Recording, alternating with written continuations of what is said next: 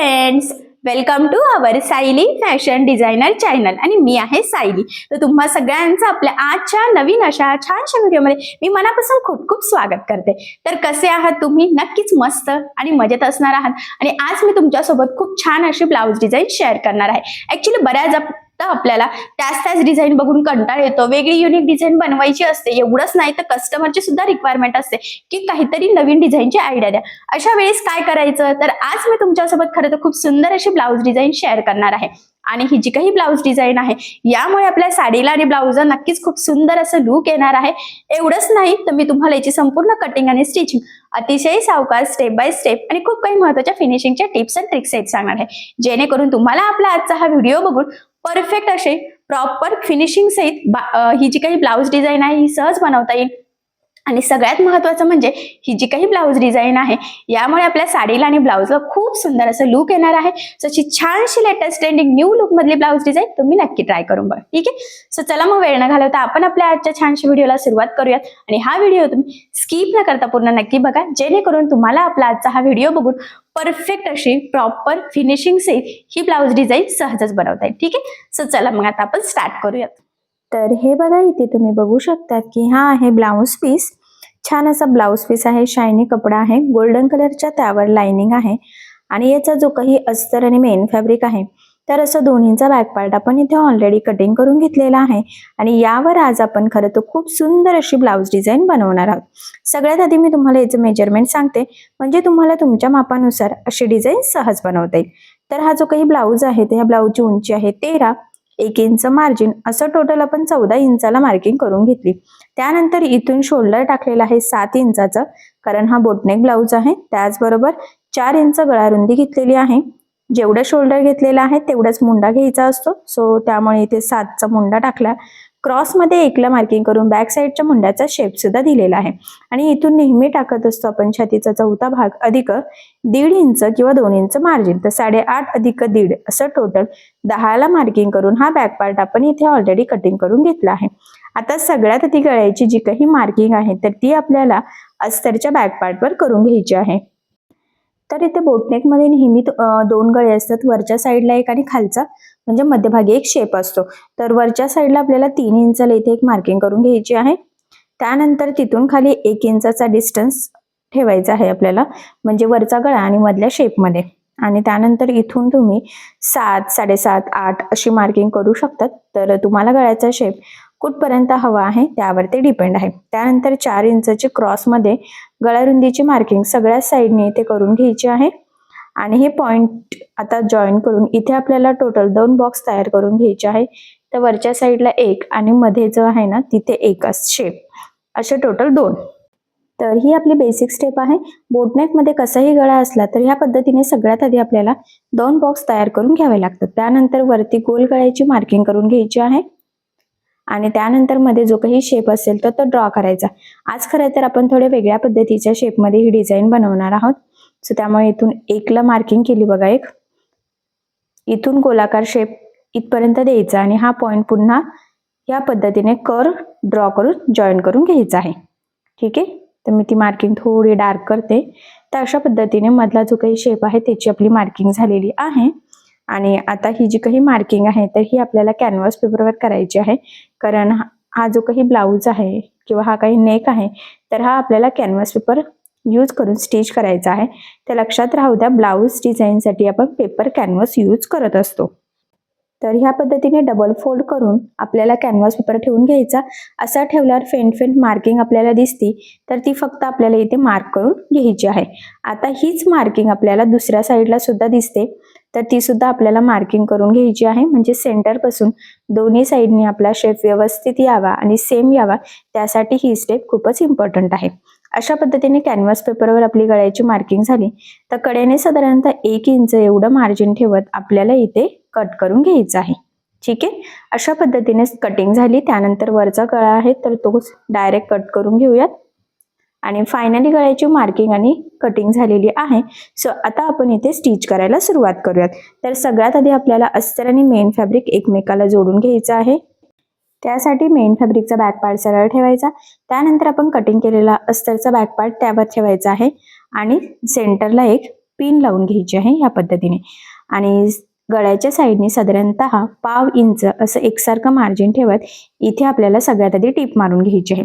लक्षात राहू द्या, मार्जिन कमी जास्त होऊ देऊ नका, जेणेकरून गळ्याचा शेप आपला बिघडायला नको.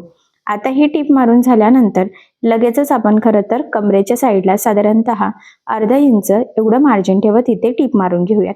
या स्टेपने काय होतं की वरचा गळा आणि खालचा कमरेचा पार्ट दोन्ही आपल्या सोबतच फिनिशिंग सहित रेडी होतं आणि इथे आपल्याला गळापट्टी किंवा कमरपट्टी काहीही लावण्याची गरज पडत नाही.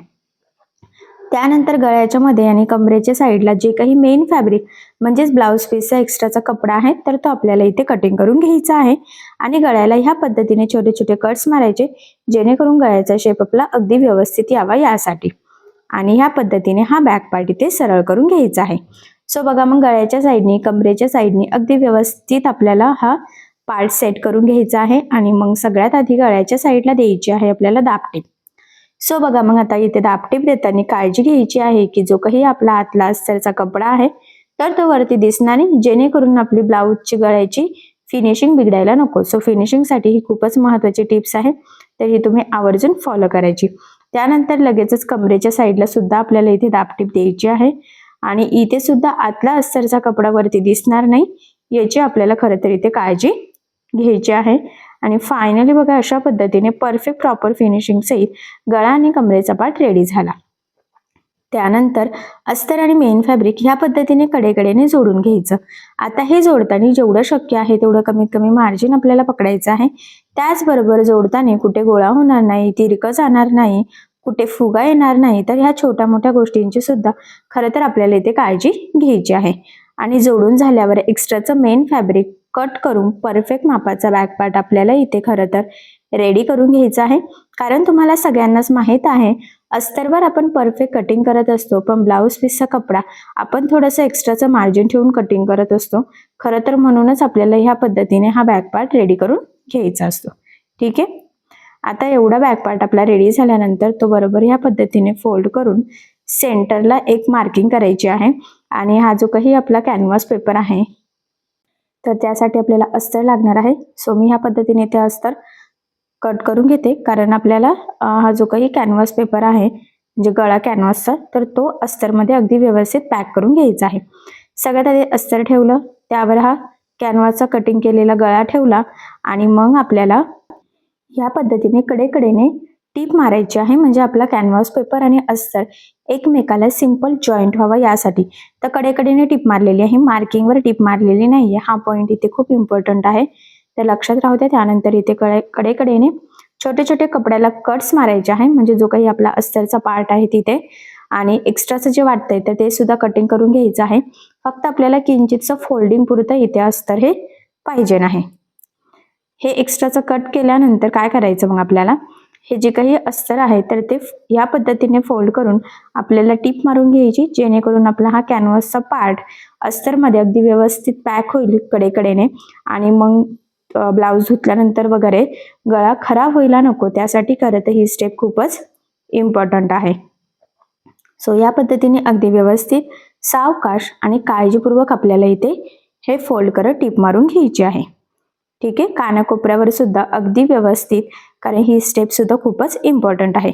आता हे जोडून झाल्यानंतर आपल्याला हा जो काही बॅक पार्ट आहे त्याच्या सेंटरला एक चॉकच्या साहाय्याने मार्किंग करायची आणि त्याचा सेंटर आणि हा गळ्याचा सेंटर एकमेकाला मॅच करत सगळ्यात आधी मध्यभागी आपल्याला एक टीप मारून घ्यायची आहे.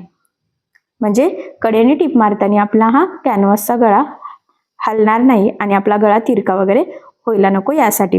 त्यानंतर जी काही आपण मार्किंग केलेली आहे एक्झॅक्टली त्यावरच आपली टीप येईल, ह्या पद्धतीने आपल्याला त्या मार्किंगवर टीप मारायची आहे. लक्षात राहू द्या, टीप थोडी जरी पुढे मागे झाली तरी गळ्याचा आकार आपला बिघडेल आणि जशी टीप मारणार आहोत तसंच आपला आकार येणार आहे. त्यामुळे अगदी व्यवस्थित सावकाश आणि काळजीपूर्वक खरं तर इथे आपल्याला टीप मारून घ्यायची. आता टीप मारून झाल्यानंतर ह्या पद्धतीने फोल्ड करून एक छोटा कट मारायचा आहे आणि मग इथून आपल्याला सगळं कट करायचं आहे. फक्त पाव इंच एवढं आपल्याला इथे ठेवायचं आहे, म्हणजे कॅनव्हास पेपरचं अस्तर, मेन फॅब्रिकला च्या बॅक पार्टला जे जोडलेलं अस्तर आहे, असं 4 लेअर टोटल आपल्याला ह्या पद्धतीने इथे कट करून घ्यायचं आहे.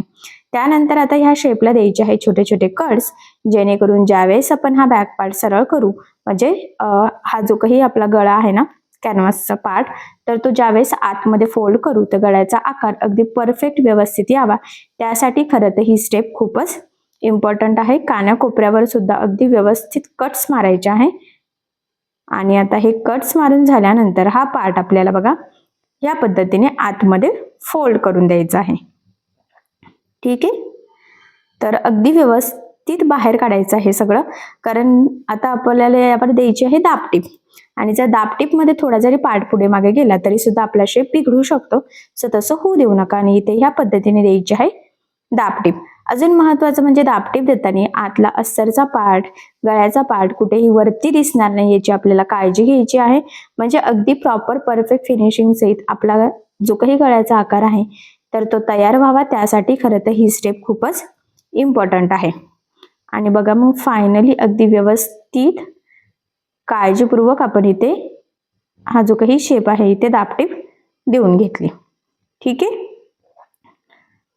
आता हे धागे वगैरे सगळे व्यवस्थित कट करायचं आहे. आणि इथे बघू शकतात शेप किती छान परफेक्ट, आणि सगळ्यात महत्त्वाचं म्हणजे फिनिशिंग सुद्धा खूप सुंदर आलेली आहे. आता सध्या हा पार्ट आपण साईडला ठेवूयात आणि ब्लाउज पीसचा जो काही थोडाफार कपडा असेल तर तो इथे घ्यायचा आहे.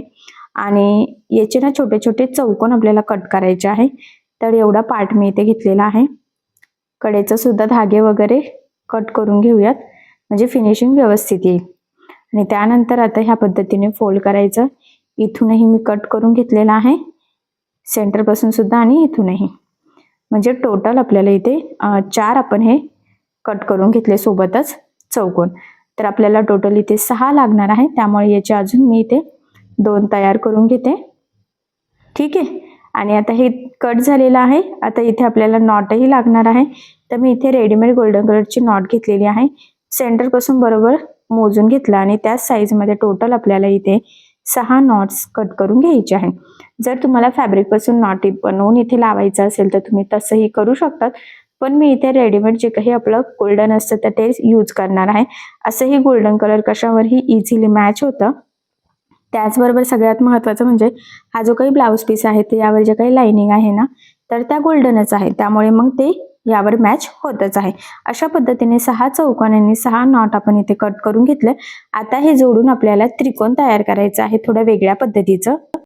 तर बघा मग सगळ्यात आधी ह्या पद्धतीने नॉट टाकलेला आहे आणि मध्यभागी टिप मारायची आहे. सुरुवातीला डबल टिप देऊन लॉकही करायचं. त्यानंतर हा पार्ट ह्या पद्धतीने खालच्या साईडने फोल्ड करून व्यवस्थित सेट करून खाली सरळ एक टिप टाकून घ्यायची आहे. ठीक आहे, टिप टाकल्यानंतर एक्स्ट्राचं कट करायचं आणि बघा किती छान परफेक्ट असं त्रिकोणला डायरेक्ट आपलं नॉट जॉईन झालेलं आहे, ते सुद्धा प्रॉपर परफेक्ट फिनिशिंग सहित. सेम त्याच पद्धतीने उरलेले सुद्धा आपल्याला इथे जोडून घ्यायचे आहे, म्हणजे चौकोन आणि चौकोन वापरून त्रिकोण बनवायचा आहे आणि त्याला नॉट अटॅच करायचं. तर ही खूप सोपी पद्धत आहे हे बनवण्याची. तुम्ही आधी त्रिकोण बनवून मग त्यामध्ये नॉट टाकून पण पॅक करू शकतात, पण त्या प्रोसेसला खूप टाइम लागतो. त्यामुळे मी तुमच्यासाठी अगदी सोपी अशी ही पद्धत घेऊन आलेली आहे. फक्त मध्ये नॉट टाकायचं आहे, टिप मारायची सेंटरला फोल्ड करून आणि त्यानंतर ते पुन्हा सरळ केलं की खालच्या साईडने टिप देऊन घ्यायची आणि मग एक्स्ट्राचं कट करायचं. सो बघा किती छान प्रॉपर परफेक्ट फिनिशिंग सहित हे त्रिकोण आपले तयार झालेले आहेत. तर टोटल 3 त्रिकोण इथे तयार झाले. उरलेले 3ही आपण सेम ह्याच पद्धतीने इथे तयार करून घेऊयात. तर बघा मग फायनली 6च्या 6 त्रिकोण आपले नॉट लावून इथे तयार झालेले आहेत, ते सुद्धा प्रॉपर परफेक्ट फिनिशिंग सहित. आता ते जोडून आपल्याला इथे डिझाईन बनवायची आहे, म्हणजे हे जे काही तयार झालेले त्रिकोण आणि नॉट अटॅच आहेत तर ते आपल्याला इथे बॅक पार्टला लावून घ्यायचे आहेत. तर बघा मग इथे जोडताना ना सेंटरचा अंदाज घ्यायचा आहे. तर सेंटर पासून अलीकडे आणि पलीकडे 3-3 अशा आपल्याला लावायचे आहेत. महत्वाचं म्हणजे हे जे काही त्रिकोण आहेत तर ते व्यवस्थित एकाच साईज मध्ये येतील, कमी जास्त होणार नाही, पुढे मागे होणार नाही, छोटं मोठं दिसणार नाही. तर ह्या गोष्टीची खरं तर आपल्याला इथे काळजी घ्यायची आहे. या पद्धतीने बघा 3 मी इथे सेट करून घेतलेले आहे. आता आपण इथे टिप मारून हे जोडून घेऊयात. तर सुरुवातीला आपल्याला इथे डबल टिप देऊन लॉक करायचं आहे, जेणेकरून तिथून शिलाई निघायला नको. आणि ते जोडलं की सेंटर पासून उरलेले जे काही आपले 3 आहेत ना तर ते सुद्धा जोडून घेऊयात. तर बघा मोजून लावल्याचा फायदा हा होतो की डिझाईन अगदी व्यवस्थित परफेक्ट फिनिशिंग तयार होते. नाहीतर मग अंदाजे जर का त्रिकोण कमी जास्त किंवा सेंटर पासून एखाद्या साईडला 3 एखाद्या साईडला 4 छोटे मोठे असे जर झाले तर मग डिझाईन बिघडते, फिनिशिंग बिघडते. सो तसं होऊ देऊ नका.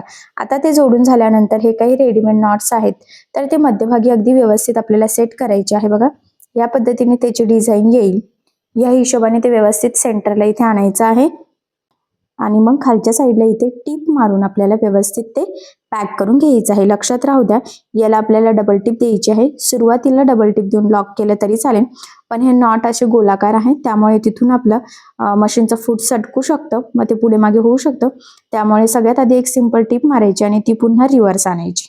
ठीक आहे. सो अशा पद्धतीने अगदी व्यवस्थित पॅक आपण इथे हे नॉट लावून घेतलेले आहे. त्यानंतर इथे मी एक्स्ट्राचं कट करून घेते.